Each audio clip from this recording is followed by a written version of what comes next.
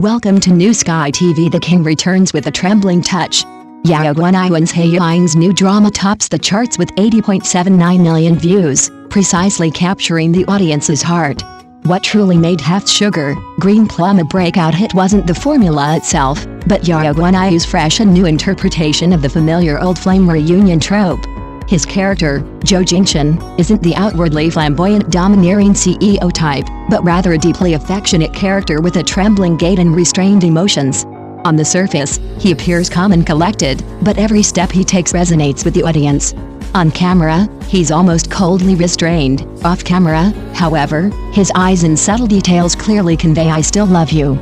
A slight pause, a silent avoidance, all speak volumes about the character in Zhai Yiying. She isn't a traditional broken heroine. She has sharp edges, stubbornness, and the roughness worn down by reality. It is precisely this unyielding and unwavering spirit that imbues the scenes between the two characters with tension.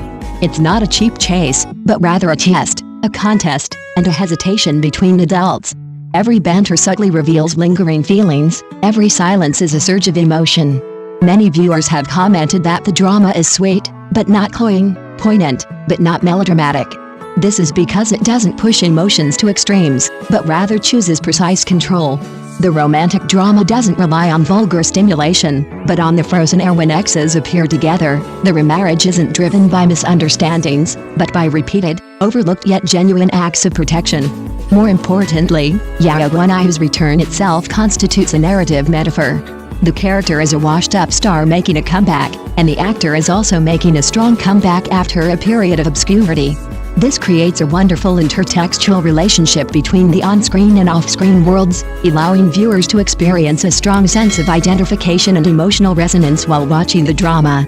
Therefore, you'll find that the popularity of Half Sugar Plum is not a fleeting phenomenon.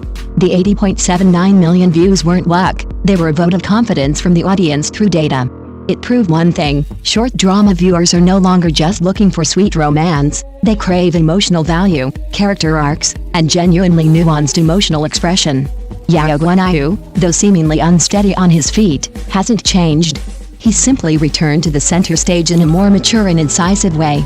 This time, he doesn't need to prove anything, his triumphant return is the answer in itself. But what truly propelled Half Sugar Plum to mainstream success was its precise understanding of the audience's psychology.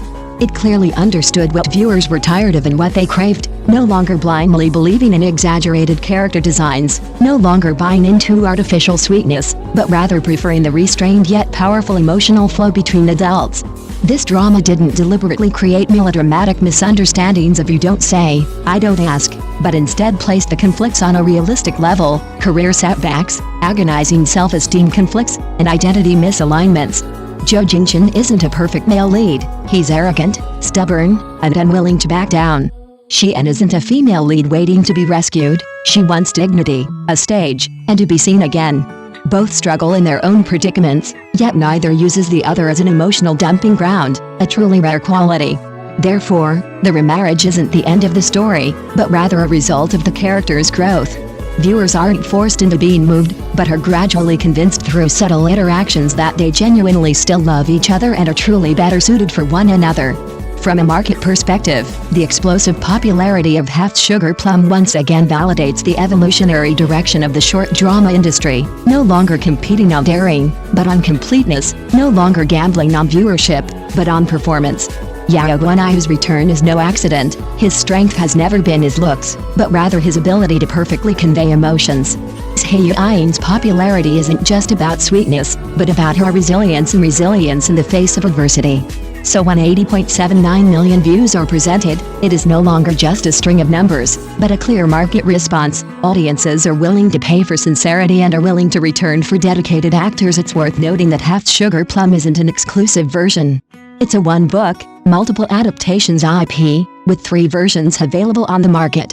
Besides the 2003 version starring Yao Guanyu and Zhai Yiying, there's Today Is the Right Time for Remarriage, 2002 version, starring Liang Sui and Meng Na, and If You're So Capable, Don't Remarry, 2001 version, starring Cheng Cheng and Guanzin. The 3 versions share a similar plot structure but differ in style. Liang Sui's version emphasizes the sexual tension of the sister-dog couple, but the dating segment was criticized for being unnatural, Chen Chang's version is more lukewarm, with the male and female leads breaking up due to a lack of communication, and the remarriage process being rather bland. In comparison, Yao Guanyu's version is generally considered slightly better because of its stronger comedic style, light-hearted and funny pace in the early stages, genuine and natural variety show feel, and more delicate emotional portrayal. The explosive popularity of Half Sugar Plum is not an isolated incident. It coincides with a crucial turning point in the microdrama industry's transformation since 2025. According to observations by the Zhejiang Daily, the microdrama market is shifting from a focus on speed to a focus on quality, with the once dominant high reversal plus thrilling model fading away. With a user base approaching 700 million in the market maturing, viewers are no longer satisfied with simple thrills but crave content that resonates and touches on emotions. Half Sweet Plum avoids the common unconventional settings and melodramatic tropes of short dramas, featuring a positive storyline and characters with strong moral values, emphasizing sweet and funny everyday moments, perfectly aligning with this trend of moving from formulaic to heartfelt. The data from this drama also confirms the power of high-quality production. Before its release, it garnered over 809,000 pre-orders on the Hangul platform. The day after its release, it topped the charts, reaching a peak popularity of 80 million views, a remarkable achievement in today's short drama market. Platform data shows that works with nuanced emotional portrayals significantly increase user comments and viewing time. Half Sugar Plum effectively captured the audience's emotions with its solid plot and vivid characters, achieving an upgrade from instant gratification to providing a lasting impression. Of course, the creation of a hit drama is inseparable from the support of the entire industry. In 2025, the market size of microdramas exceeded 50 billion yuan, surpassing film box office revenue for the first time. The entry of traditional film and television companies brought more industrialized production standards, the application of technology such as AI improved production efficiency, and policy-wise, the Microdrama Plus program encouraged integration with cultural tourism, intangible cultural heritage, and other fields, promoting the industry towards health and high quality. Against this backdrop, Half Sugar Plum serves as a benchmark, proving that in the realm of short dramas, telling a story about love and growth with care can also yield huge market returns. The answer, in fact, was already written in the length of time viewers stayed. Trending topics can create initial curiosity, but they can't retain the urge to rewatch repeatedly. Topics can draw people in, but what truly makes people reluctant to swipe away is always the character itself. Zhou Jingchen's charm lies not in being packaged as a perfect male lead, but in the authentic presentation of his imperfections, stubborn, awkward, proud, yet always reserving his tenderness for the same person. That kind of favoritism hidden in the details is more powerful than any straightforward confession. The cleverness of Half Sugar Plum lies in the fact that it didn't treat sincerity as a slogan, but rather broke it down into every aspect of production.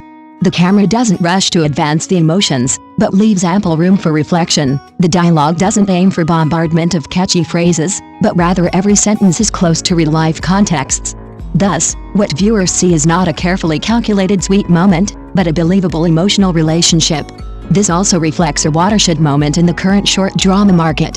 When content overabundance becomes the norm, what is truly scarce is a creative attitude that respects the audience.